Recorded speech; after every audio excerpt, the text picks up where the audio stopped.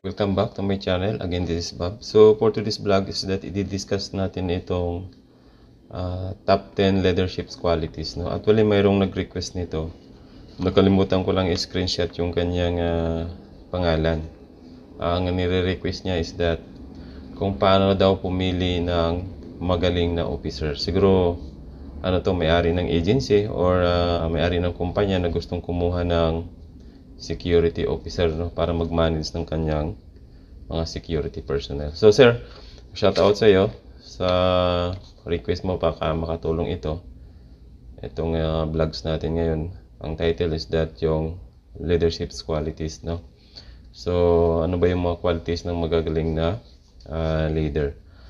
So actually ang leader kasi likas yan no. Kung talagang magaling ka, likas na sa'yo yan. Pinanganak ka o mayroon ka ng dugong leader, pero nade-develop naman yan sa pamamagitan ng pag-aaral.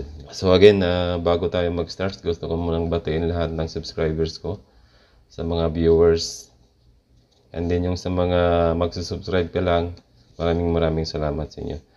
So as I mentioned a while ago, yung topic natin ngayon is that yung top 10 leadership qualities, no? 10 leadership qualities, no, na para ma-determine ka na magaling na isang leader.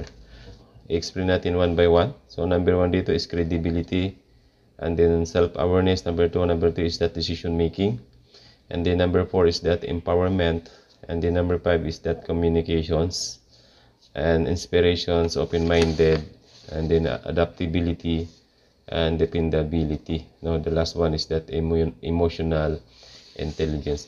Mayroon akong kopya guys, no, para at least hindi nyo sabihin na gawa-gawa ko lang. So ito ay nasa book ng leadership, no. So kung mayroon kayong time, pumunta kayo sa bookstore and then i-check nyo lang yung book of leadership. So start tayo. So number 1 dito is that credibility, no. Ano ba yung credibility? Sa Tagalog is that mapagkatiwalaan ka. Mapagkatiwalaan ka, dahil pag hindi ka naman mapagtiwalaan, so how you become a leader, no? So hindi po pwedeng maging leader 'yon. Employees must be able to trust their leader, no? Without mutual trust, the work environment quickly turns toxic, no. So kung ang leader mo is that hindi mapagtiwalaan, so wala yun, bagsak, no? Maging toxic lang yung operations nyo, no. Konting kibot lang, ituturo sa subordinates, no. Pero ang galing-galing magmando, pag mayroon ng bulyaso kahit na maliit lang, subordinates ka agad, no. So walang tatagal sa'yo na subordinates, no. So again, number 1, credibility, mapagtiwalaan na isang leader.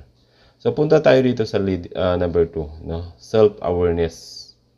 So pag sinasabi nating self-awareness, ito yung kanyang explanation guys, no.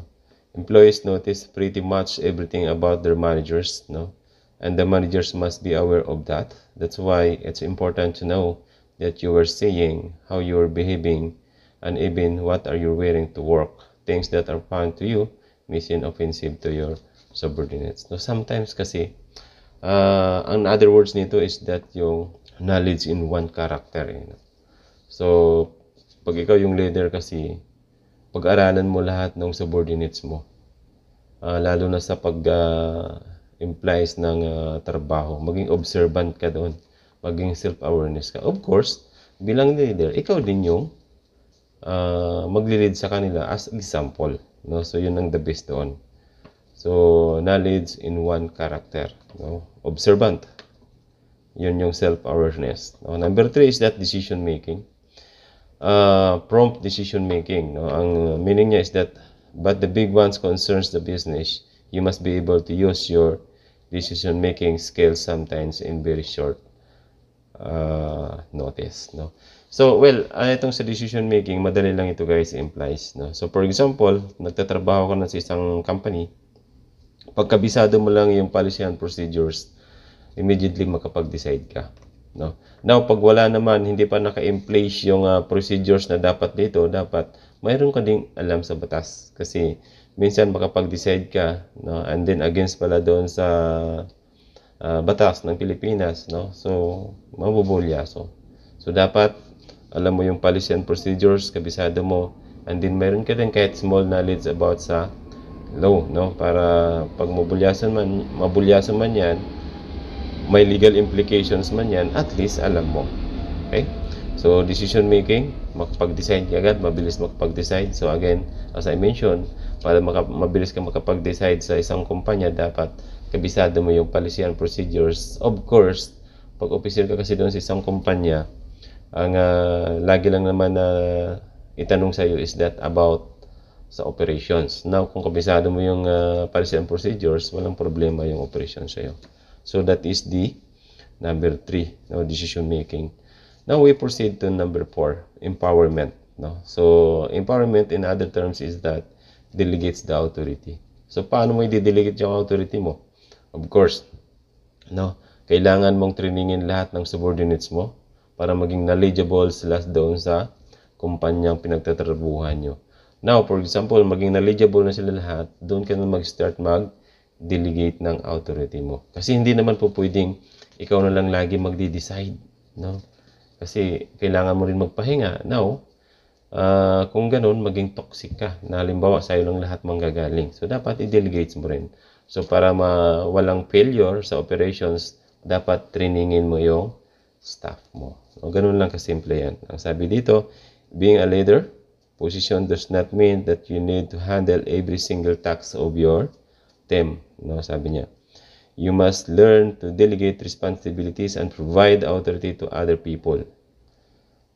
When you notice talent, provide opportunities to make this person shine and help them reach their career goals. No? So, pag mayroon kang nakikitang potential sa mga subordinates mo, so i-develop mo na lang, no? Para matulungan mo rin sa kanyang career. So, that is the number 4. No? Number 5, pupunta tayo sa communications. Ito pinakamahalaga sa lahat to bilang quality ng isang leader. No? So, exchange of informations. So, dapat sa ngayon, marami ng mode of communications na pwedeng group chat, pwedeng emails, kahit saan. Basta ang mahalaga, lahat ng disseminations is our lahat yung teams mo. Para at least walang failure yung inyong operations. Ang sabi dito, you don't have to set up daily teams meetings. Hindi naman kailangan yung araw-araw kayong magmi-meetings, no? So, marami na tayong mode of communications. Ang sabi nito, use various communication channels such as emails, instant messaging, video calls to share updates, announcements, and offer support. And don't hide anything from your team. So, transparent ka dapat sa inyong subordinate bilang isang good leader. Maging transparent ka. No? Halimbawa, nagkamali siya, corrective measures ka agad, spot corrections, and then explain mo sa kanya kung bakit ano yung mali niya. So, actually ako, ganun ng styles ko, no? Spot corrections ka agad, and then explain ko, no, kung ano yung kanyang pagkakamali. Okay? So, now, for example, ayaw pa rin maniwala, doon na tayo aabot sa black and white, or ang sinasabi natin is that memorandum na, no? So, that is the communications. Number 6 is that inspirations, no? Being mentally or inspired yung mga subordinates mo sa'yo. So, how do we inspired to you? Of course, no? Dapat bilang isang leader, be an example to your subordinates, no? Yun ang mahirap kasi pag leader ka, dapat almost perfect ka. Dapat perfect ka talaga. Dahil gagayahin ka ng mga subordinates mo. Now, doon naman sa mga subordinates, na for example, na-inspired nyo yung tao, no, idol nyo. Of course, yung i-inspired nyo sa kanya is that yung good thing lang. Yung being a good leader niya. Yung mga masama niya, mga bad attitudes niya, huwag nyo nang inspired yun. Pwede mo namang i-leave aside lang yun eh. I-set aside mo pala yung kanyang mga bad things. No? So, ang kukunin mo lang is yung mga good things sa kanya dahil idol mo siya. Maya-maya, dahil na-inspire sa kanya, idol mo siya. Pati yung mga bad things niya na gawain is gawin mo rin, gagayahin mo. So, that is not good, no? So, dapat, gayahin mo lang yung mga good things. Mga bad things, set aside yan. And then, number 7 is that open-minded. No, maging open-minded na leader. Open-mindedness is considered that the key of aspect of learning. And you can't be an effective leader without learning continuously. Times change, and so the workplace, technology constantly goes forward. You must listen to new ideas if you want your business to stay relevant and successful.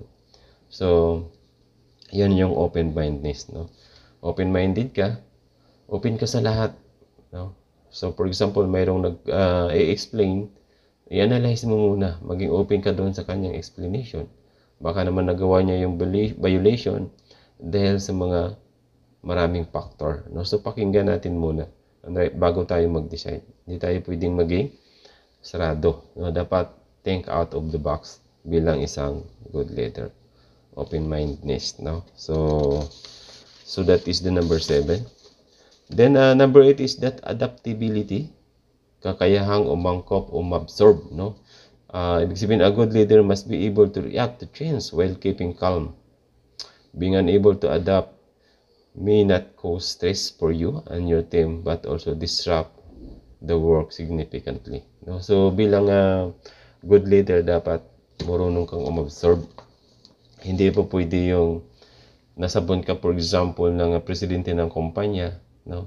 And then ang gagawin mo is that may domino effect na. Domino effect means nasabon ka, ipapasa mo rin doon sa mga subordinates mo, doon sa lower or under sa'yo. No, sasabunin mo rin sila, konting bagay lang, sasabunin mo rin, no? Magagalit ka, gano'n, no? So, that is not good leader. So, dapat adaptability, marunong kang umabsorb kung ano yung sermon. Ano? Ang correct term dyan is that the sermon coming from the president of the company or owner ng company. So, dapat ganun tayong bilang isang leader. Then, number 9 is that dependability. No? So, ibig sabihin, pagiging maasahan. Of course, pag isang leader, dapat maasahan talaga yon. So, doon sa mga naunang binasa natin sa qualities ng leader, andun lahat yun. Dapat mapagkatiwalaan ka, no? Communications mo, galing. And then, may self-awareness ka. And then, mayroon kang decision making, no? And then, mayroon kang empowerment. So, dapat ganun yung quality mo bilang isang leader, no? Dependability, pagiging maasahan. Your subordinates need your approval for the upcoming holidays, no? Another manager needs to meet you with you urgently to discuss the new department policy. And once of your team members has sent you a message asking if they can go home for the rest of the day because they have been sick, what do you do? No? So shut all these people off or prove that they can count on you no matter what. So ganun dapat yung leader. Hindi po pwedeng makasarili. No, wala yun. Makasarili means sarili niya lang yung kanyang iniintindi. Bahala yung kanyang subordinates, no? Magutom man kayo dyan, mamatay man kayo dyan, mabulyaso man kayo dyan, pagod na pagod man kayo dyan, bahala kayo sa buhay niyo. Basta ang mindset ko, sarili ko lang, no? Ako lang ang buhay king, hindi kayo pwedeng maging buhay king. Ako lang, no? So, ganun yung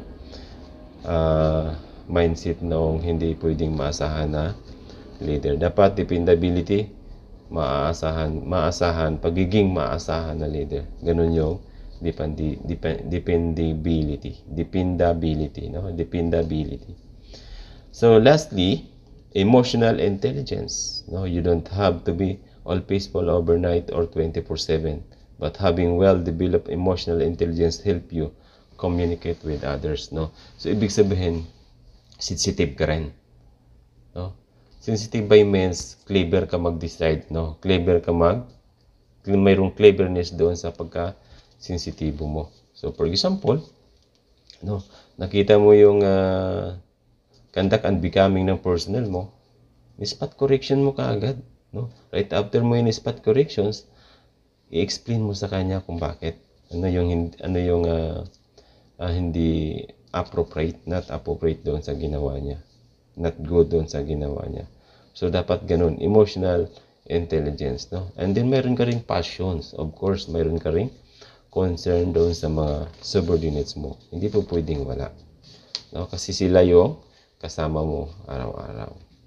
Alright, so hanggang dito na lang. Hope nakatulong itong vlogs natin today.